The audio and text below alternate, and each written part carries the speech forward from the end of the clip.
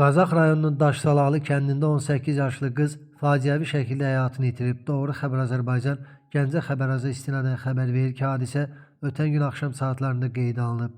Belə ki, kənd sakini 2008-ci il təvəllüdlü Quliyeva yaşadığı evin hamam otağında dəm qazından boğularaq dünyasını dəyişib.